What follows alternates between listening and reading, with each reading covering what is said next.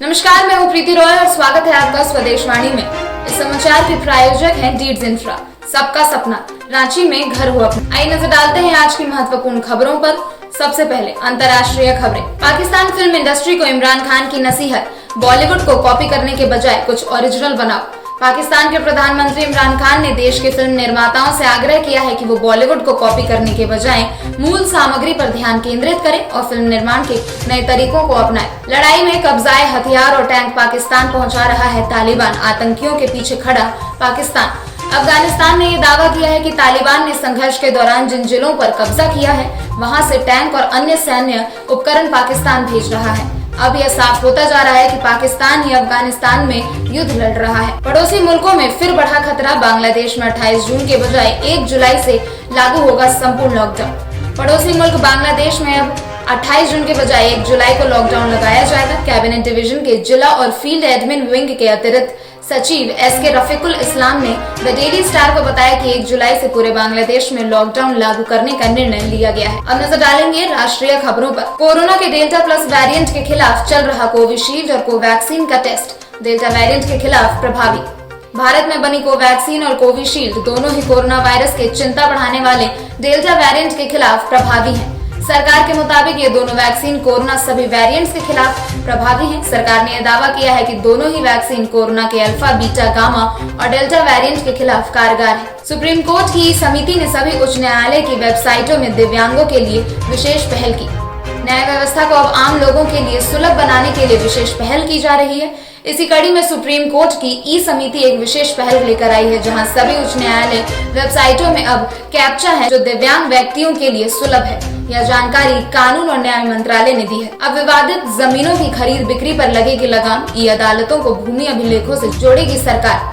अब विवादित जमीनों की खरीद बिक्री पर लगाम लगेगी। केंद्र सरकार ई अदालतों को भूमि अभिलेखों और पंजीकरण डेटाबेस से जोड़ने की योजना बना रही है। इससे एक बड़ा फायदा ये होगा कि असल खरीदारों को यह पता लगेगा कि जिस जमीन को खरीदने की योजना वो बना रहे हैं वह कानूनी रूप से विवादित है या नहीं। अब नजर डालेंगे झारखंड बिहार की खबरों पर। जमशेदपुर में 2 जगह आबकारी विभाग ने की छापेमारी। 48 पेटी विदेशी शराब बरामद हुई, वहीं एक हुआ गिरफ्तार। आबकारी विभाग ने अवैध शराब बिक्री के खिलाफ रविवार को छापेमारी अभियान चलाया। इस दौरान परसुडी के कीताडी में एक झोपड़ी नुमा में घर से 37 पेटी, कोवाली में विनोद दास के घर से 11 पेटी विदेशी शराब की बरामदगी की गई है। 5 गांव के लोगों ने बरही विधायक से की जमीन और मकान दिलाने की मांग। एमएलए ने कहा, लोगों का आक्रोश है जायज।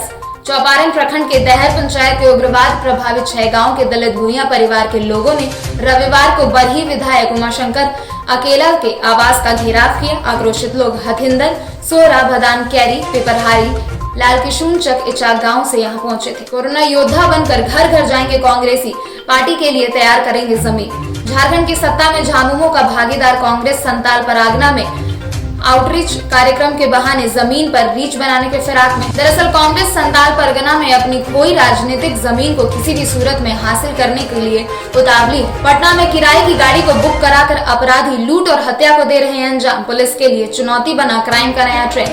पटना शहर में क्राइम और लूट का एक अलग ट्रेंड विकसित हो चुका है। अब अपराधी सवार किराए की गाड़ी को बुक करते हैं, इसके बाद अपने अन्य सदस्यों को विभिन्न जगहों से कार में बैठा लेते हैं, फिर किसी सुनसान रास्ते पर लूट या फिर हत्या जैसी घटनाओं को अंजाम देते हैं। 25वें स्थापना दिवस की तैयारी में जुटी आरजेडी। सालों बाद लालू यादव भी होंगे शामिल।